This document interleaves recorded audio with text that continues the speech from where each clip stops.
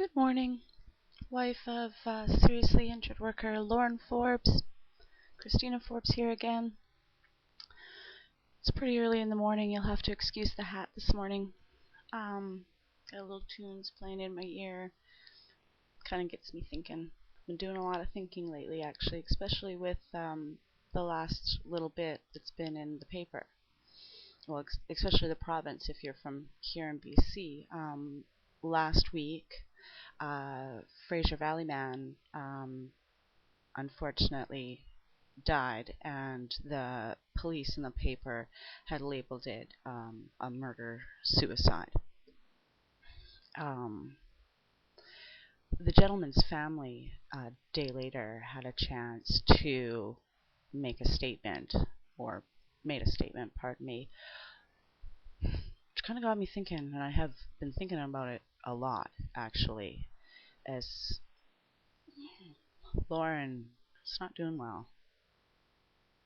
So, just to give you a few of the details, his brother stated that this gentleman was in fact a seriously injured worker that suffered brain injury as a result of his workplace accident a couple of years ago, and now as a direct result of his workplace injury, brain injury, suffered mental illness. Which gets me thinking. Okay, so on top of this man, and the fact that his brother had stated that he had spent the last 9 months or so in a mental illness facility, on top of that, his wife has left him, and he had actually an order of no contact that his wife had against him. He wasn't allowed to see his children or anything, in which I do believe he had said he had breached earlier in the month, I think it was. So he didn't want to go back to jail. This was what this man's major concern was, on top of so many other things, is he did not want to go back to jail for breaching his no contact order against his wife, or that his wife had against him for herself and the children. So, which gets me thinking. We all know that the Workers' Compensation Board, whether it be here in BC or way across Canada, hates dealing with brain injury claims and hates dealing with mental illness. So, which leaves us, I have a bunch of questions, like, this man was only 2 years into his injury. Where was his WCB adjudicator? Where was his fucking vocational rehabilitation consultant? I mean, the guy, they couldn't have been done with him that fast and pensioned him out. I mean, the guy spent the last fucking 9 months or whatever in a mental illness facility. I don't understand. Don't even get me started on the government's whole part and how they, especially here in BC at the moment, are treating. You'll have to excuse me. Still working on my first cup of coffee. Don't even get me started on how our government is currently treating our mental illness, people that suffer mental illness. So, this man died 2 years into his injury. I mean, if they pensioned him out that fast, why didn't they pension him out adequately enough so that he is in a facility that he can be properly taken care of? Where was WorkSafe BC? This man suffered a serious brain injury that, as a direct result, suffered a mental illness and spent time in a mental illness facility. This man has lost everything in his life, and the one thing that he's thinking about is he's flying down the highway running away from the cops, is he doesn't want to go back to jail.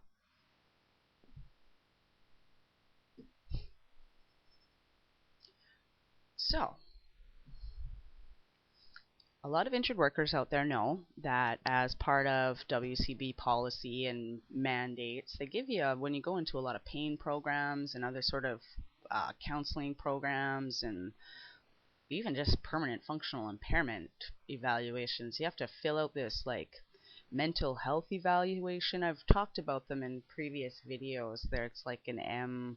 I can't remember the little wording that they use for it. Anyways, Lauren, ever since he's broken his arms, in fact, when he first broke his arms and he went for his assessment with Lori Thurston, suicidal. This man should be on watch. But since he's out in Sayward and his wife's taking care of him anyways, we're not going to worry about it. Then he gets tested some more. Turns out he's got post-traumatic stress disorder. He's got manic depressive disorder. And 3 years later, fuck all has changed. They did offer him a counselor. Now, this is what WorkSafe BC is offering seriously injured workers.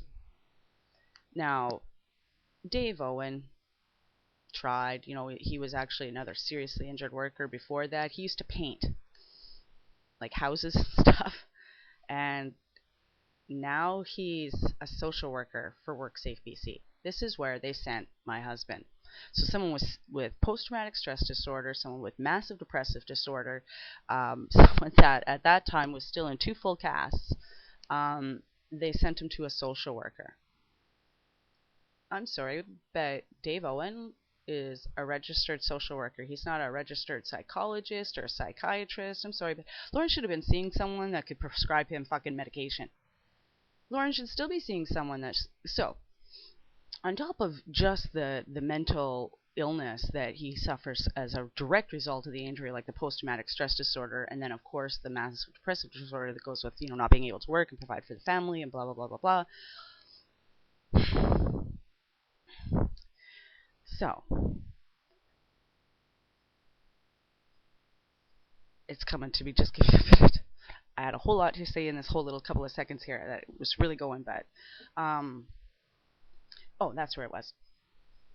Injured workers, seriously injured workers, and anyone that deals with WorkSafe BC or the Workers' Compensation Board right across Canada suffers mental illness as a direct result of the treatment, the policies, and the practices of the Workers' Compensation Board Act. Now, left in the dark, just like this gentleman in the Fraser Valley, left in the dark, no workers' compensation adjudicator, no fucking vocational rehabilitation consultant, no wife, no kids, has no idea what's going on, mounting confusion, mounting frustration, mounting loneliness, mounting left in the dark. Now, this is kind of where this whole video was going, was I had just stated a few days ago, without even knowing about this whole incident in the Fraser Valley, that, injured workers getting left in the dark, this kind of behavior that we're seeing right now is going to continue on. It's not going to stop. And I think not that it's not ever been there. I just think that injured workers now are making a more drastic statement about the way they're going to go out, if they're going to go out. Instead of suffering alone and quiet to whatever, drinking or just, in a downward spiral of depression, seriously injured workers are suffering direct mental illness problems as a direct result of the workers' compensation policies, practices, mandates, procedures, their adjudicators, their doctors that doesn't ever fucking see ya, to ATF, to your permanent functional impairment fucking evaluations that they send you to fucking stupid Orion programs like they have out in Richmond, where they do nothing but fucking take your medication away and fucking use it as a detox center. I'm running almost at the 10-minute mark, which we all know kind of... I've got a few more topics that I'd like to talk about, which kind of go right along with this. So I think what I'm going to do is actually kind of break this into a 2-part thing, because I wasn't really quite done into that whole mental illness and how injured workers suffer direct mental illness as a result of the treatment that they receive from the Workers' Compensation Board in Canada here. And this gentleman in the Fraser Valley, and then we're going to get into a little bit more about Mr. Thompson, because that's, bang, bang, bang, right? We're seeing it more and more and more, and I think we're going to see it a whole hell of a lot fucking more. So please go on to part 2. Thank you very much for watching, guys.